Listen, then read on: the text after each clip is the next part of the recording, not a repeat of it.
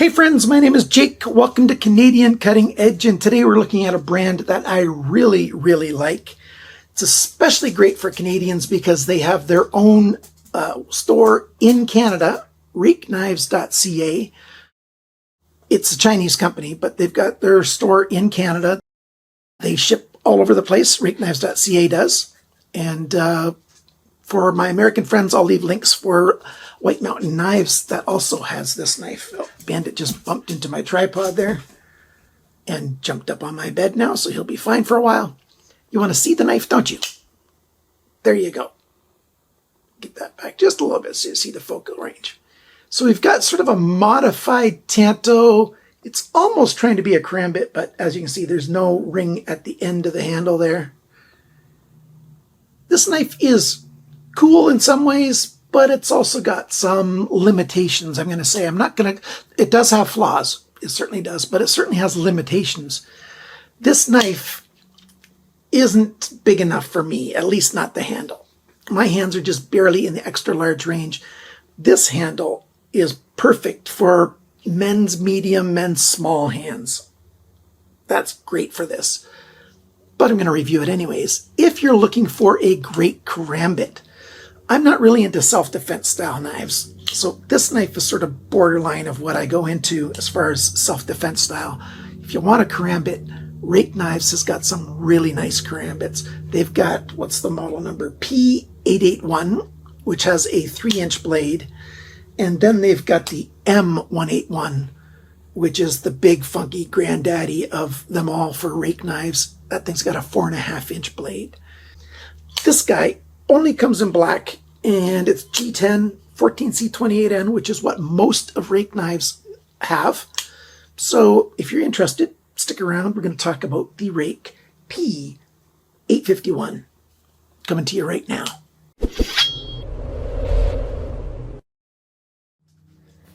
All right, let's start this off with the size comparison with the Ontario Rat 1. Lining up those pivot pins. It's a slightly smaller knife, but the reason it doesn't fit very big hands is, take a look at that. It comes back here. So basically you've got this little spot here. You can hang your pinky over the end if you want to, and that makes it a little bit better. In that case, it feels a bit more comfortable in my hand, with the pinky up over that. But if I try to squeeze my fingers inside there, it's a tight fit, a very tight fit. So if you're one of those guys in North America who can go between medium and large gloves sometimes, maybe you usually wear large, but some manufacturers, the mediums fit, this knife is probably for you, or those guys that are just medium and small hands. Other than that, this knife is going to be a little bit too small to be comfortable for people that got large, certainly extra large hands. My hands are just into that extra large range a little bit. So what do we got? We got this modified Tanto blade shape. At least that's what I'm calling it. It's sort of got this harpoon kind of styling to it here. It's got a modified Western Tanto, I should say. So we've got sort of a Tanto tip here, but then we've got a recurve back here, sort of like a karambit. So yeah, modified Western Tanto is what I'm calling it. It's pretty thick behind the tip. And if I can get a good close-up shot of it, this thing was very poorly sharpened. The center line of the grind is off to this side. About 2/3 of it, the apex bevel is on this side, and 1/3 of it is on this side. So yeah, it's off center. That can be fixed. That's not a big problem. A bigger problem is it's pretty thick behind the grind, and I'll give you all the measurements later on. The recurve is in here. It's a good recurve. I like that. And then look at this right here. You've got this line to divide the Tanto tip from the main bevel, and it's here, but then the transition point on the edge is quite a bit off. I don't like that either. I could fix that. Why did I do the fix? My voice changing? I could fix that by bringing this edge back up a little bit, but then I'm going to be just making that thicker and thicker behind the grind on the main recurve section as well. So yeah, not that well done rake. This is probably the least well done rake knife I've ever reviewed. Usually rake knives are very, very nice. And this one's just nice. It's not bad. I'm calling it nice still, but it's certainly not on the very nice list. For the badging and everything on the knife, we've got the Ruike Knives logo, the round one right there, the model number P851-B1, and then the year and date stamp right there. By the way, Ruike Knives has stopped doing that for 2021, so all knives made in 2021 will not have a date of manufacturer on there. There's a serial number right there. Up here, it says 14C28N. On this side, it just says Ruike. And yes, that is how you pronounce it, because they told me how it's pronounced. So that's that. Oh, the other part of the blade here, the sharpener's choil, because the plunge is quite slow, like it takes some distance to come all the way down, I'd like that sharpener's choil to be just a tiny bit bigger. It's not bad. So that's the blade part. The handle, we've got this G10 that's got these lines milled into it, which offer a great amount of grip to it. There's no jimping anywhere, well, except for on the lock release right here. But this knife is quite grippy in hand. You can be sure you've got a good grip. That's partially because of this big front choil, and this back here for either your ring finger or your pinky finger helps lock your hand in there. A nice bulge here, and you know, it's got that nice rounded radius here. It fits full and solid in your hand. You know you've got a good grip on this knife if you grab it. We've got just a little bit of chamfering on the edges everywhere, so that helps with the comfort as well. And then that big arch, you know, to help it fit into the palm of your hand, nice and rounded right there. That really does hold well in the hand. There's the lanyard hole. They've chamfered the edges of that, which is a good thing. A lot of companies don't do that, but Ruike Knives did that, so I like that.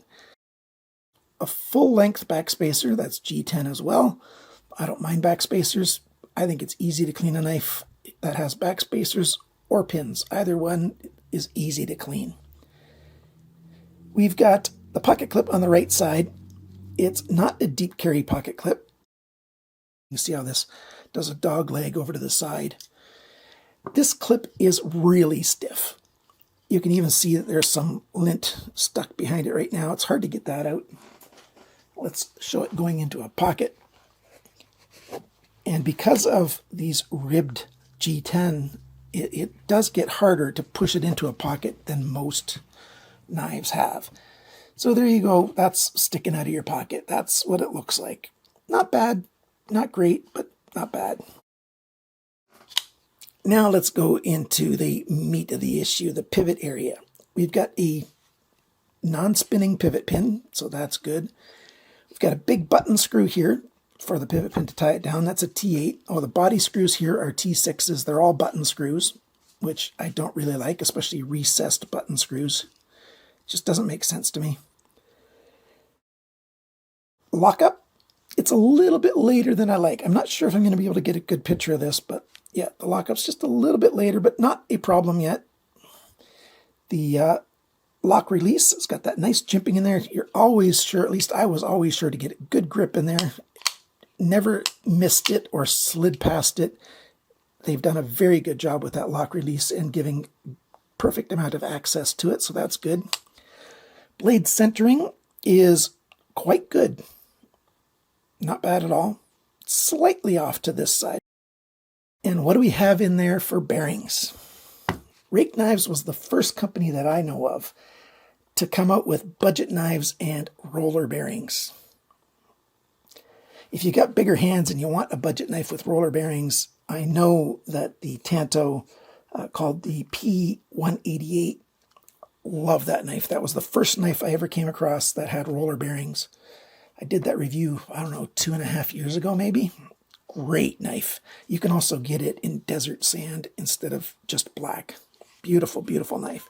Most Ruike knives are black or black and desert sand. I wish they'd come up with more colors.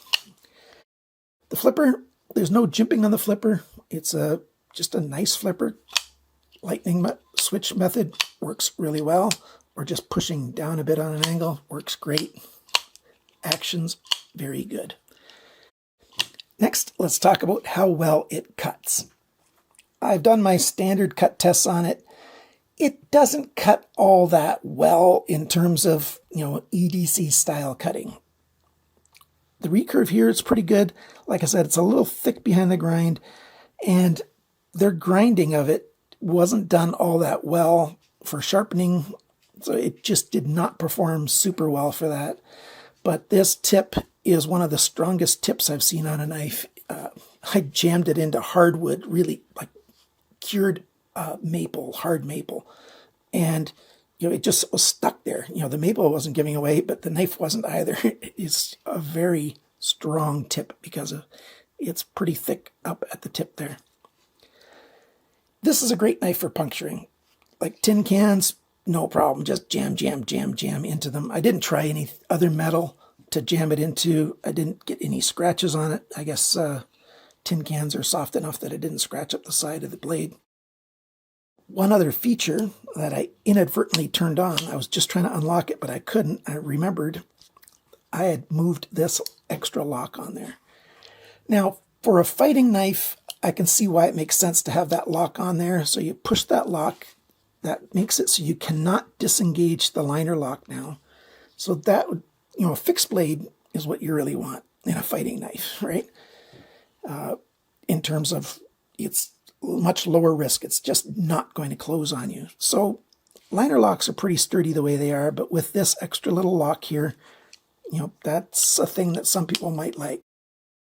I've never accidentally disengaged the lock. I've only accidentally engaged it. So for what that is worth.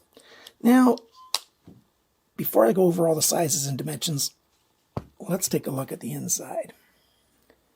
First off, these screws, these are high quality stainless steel screws. They're very well made. I like them a lot. There's no thread locker on any of these screws. They're not hard to take apart. You can even see the D shape on the socket on the liner right there. We've got steel detent ball, and we've got these steel roller washers. On a knife at this price point, I haven't told you the price point yet, have I? This thing is $69.95 Canadian, or $49.95 American. So to get roller bearings on a $50 US knife, you're not going to find that very often, except from Ruike Knives. Lots of skeletonizing here, but it needed more skeletonizing. I don't know where they could have put much more skeletonizing on here. Maybe a couple more holes in here. Maybe some tiny holes through somewhere. I don't know. But for the size of this knife, it's a little bit heavy. And I'm just going to wipe it all down on the inside and re-lubricate it. And you can see here they have a little silicone washer that they put behind the pivot screw. That's what holds it tight instead of thread locker. Just make sure when you're putting the knife back together, you don't have that little extra lock engaged. That just makes it much more difficult. Does somebody speak from experience? Maybe. All right, like I said, it's time for all the sizes, specs, dimensions, stuff like that. 14C 28N stainless steel has a Rockwell hardness of around 59, which is quite hard for a budget steel. So it's right on that borderline between budget and mid-grade. The weight of this knife, it's a little too heavy. 158 grams, 5.6 ounces, partly because of how thick this blade is. The sharpness from the factory, 165 bests, but this tanto tip area, 305, which is not very good at all. The cutting edge length, sort of a straight line from the sharpener's choil to the tip, 89.2 millimeters, 3.51 inches. Blade length, tip to the closest spot on the handle, 87.3 millimeters, 3.44 inches. The thickness of the blade is 3.43 millimeters, which is 0.1355, so that's well over 1/8 of an inch. The blade depth, 31.4 millimeters, 1.24 inches. How thick is it behind the grind? Well, on the recurve section, It is 0.78 millimeters, 30.5 thousandths of an inch. That's a little too thick. But it gets worse. The Tanto section here, 1.14 millimeters, 45 thousandths of an inch. That's more than twice as thick as I prefer. The grind angles. Well, 21.9 and 23.3, but it gets worse again. 31.7 over 32. The way I've got my system set up right now, it maxes out at 32 degrees. Handle length, 118.5 millimeters, 4.67 inches. The grip area, a little bit less than 9.5 centimeters, a little bit less than 3 3/4 inches, but not so little that I'd go down to saying 9 3.5. The thickness of the handle, 17.5 millimeters, 0.689. So basically 0.69 of an inch. The handle depth, so within the grip area, it's biggest right here, 29.1 millimeters, 1.14 inches. When the knife is closed, the widest point in your pocket will be right here, 42.9 millimeters, 1.69 inches. Oh, sorry, maybe I was off screen, that's right there. And the total length of this knife from tip to tail, 205.8 millimeters, which is 8.1 inches. Here it is after I sharpened it. And it took me almost an hour, but yeah, that's stunning. So you can see a much wider band because now it's at 20 degrees all the way along. And since how thick it is at the leading edge here, that's why there's a big wide band there. But now it cuts wonderfully. I gently rounded the transition spot since it didn't line up anyway. I figured, why bother trying to make it a super crisp edge when it doesn't line up? So there you go. Beautiful. Oh, by the way, that squeak there, that's not the ball bearings. That's the detent ball sliding on the surface of the knife. Not a bad knife, but not a great knife.